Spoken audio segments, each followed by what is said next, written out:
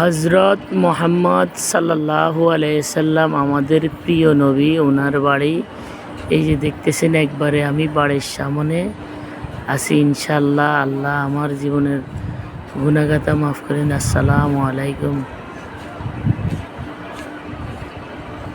হজরত মোহাম্মদ সাল্লাল্লাহু আলাইহি সাল্লামের বাড়ি, প্রিয় নবী হজরত মোহাম্মদ সাল্লাল্লাহু আলাইহি সাল্লামের বাড়ি। দেখুন, যে নবীর দুরুদ আমরা দেশে বইয়া পাঠ করতাম, সেই নবীর হজরত মোহাম্মদ সাল্লাল্লাহু আলাইহি সাল্লামের একবারে বাড়ির সামনে উনি এখানে হাঁটাচলা করতেন, এখানে চলাফেরা করতেন। সেই বাড়ির সামনে আমরা এখন ভিডিও করতেছি। সুবহান আল্লাহ, সুবহান আল্লাহ। আল্লাহ মনের আশা পূর্ণ করুক, আমিন। দেখেন বাড়ি হজরত মোহাম্মদ সাল্লাল্লাহু আলাইহি সাল্লামের বাড়ি। এই যে দেখুন, সুবহান আল্লাহ, সুবহান আল্লাহ, সুবহান আল্লাহ। হজরত মোহাম্মদ সাল্লাল্লাহু আলাইহি সাল্লামের বাড়ি দেখা মাত্রেই এই সুবহান আল্লাহ বলবেন।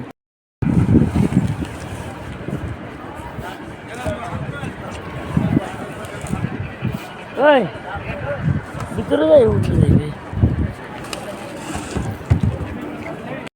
রাসূলুল্লাহ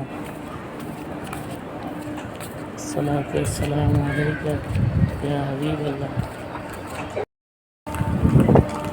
দেখেন এই যে নবীর বাড়ি, এখানে ইনশাআল্লাহ লাখো মানুষের ভিড়, লক্ষ লক্ষ মানুষের ভিড়। এই যে ছোট্ট এই বাড়িটা নবীর বাড়ি। এই বাড়িতে হজরত মোহাম্মদ সাল্লাল্লাহু আলাইহি ওয়াসাল্লাম আমাদের প্রিয় নবী এখানে থাকতেন। দেখেন হাজার হাজার লক্ষ লক্ষ মানুষ এখানে ভিড় করছে।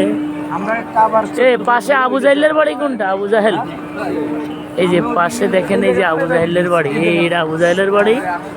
এই দেখেন, এটা হলো আবু জাহেলের বাড়ি।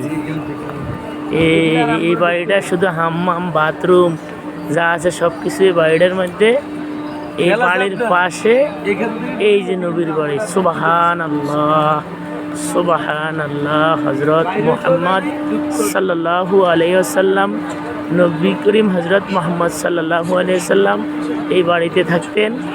এই পাশে আবু জাহেলের বাড়ি। এই যে এটা আবু জাহেলের বাড়িতে সব বাথরুম। এই যে আপনারা দেখে সবাই সুবহান আল্লাহ বলবেন। সুবহান আল্লাহ। আল্লাহ নবীর বাড়ি, বিশাল ময়দান। এখানে আমরা হজের সময় অবস্থান করব। আগের মতো কষ্ট আসলে নাই, রাস্তাঘাট খুব সুন্দর হয়েছে। আরাফাতের ময়দানে এখন এসিওয়ালা তাঁবু থাকে, যেটা আমরা গত 10 বছর দেখি নাই। বাকি কয়েক বছর হলে সুন্দর করে ঘর বানায় এসি দিয়ে দেয় আরাফাতের ময়দানে।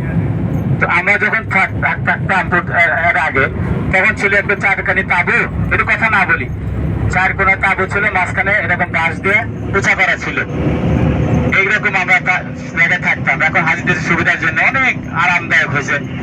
কার্পেট বিছায় দেয়, কার্পেট সাথে অল্প সময় উঠে পড়ছি। এই পাহাড়ের নাম হলো জাবালে সুর। জাবালে সুর পাহাড়।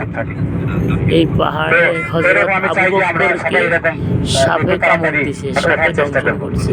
বাকি আমরা এখন যেখানে যাচ্ছি এই হলো স্থান আরাফাতের জাবালে ময়দান। সুর।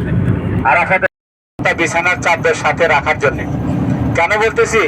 এই আরাফাতের ময়দানে আমার সাথে কোনো হাজি দুর্ব্যবহার করেছে কোনো বছর। আরে মেয়ে এত টাকা হতে আসি, মেয়ে আমার মাঠের মধ্যে শোয়াবেন আপনি। এই ভীষণ উনি গরম, পুরান ঢাকার মানুষ আর কি। তো আমি তখন ওনাকে ঠান্ডা করলাম কি, যে আপনি তো শুনছেন মনে হয় যে এখানে পাহাড়ের উপর থাকতে হয়। কথা শুনছি আমার, তাহলে আপনি ওই পাহাড়টার উপরে উঠে ওখানে থাকবেন। ওখানে ঘরও নাই, ওখানে কিন্তু পাহাড়ের পাথরই আছে। তাকে একটু আপনি খেয়াল রাখেন নাই, তাই সবাইকে বলছি মুজদালিফার ময়দানে এরকম মাটির মধ্যে যেখানে আমি স্থান পাবো।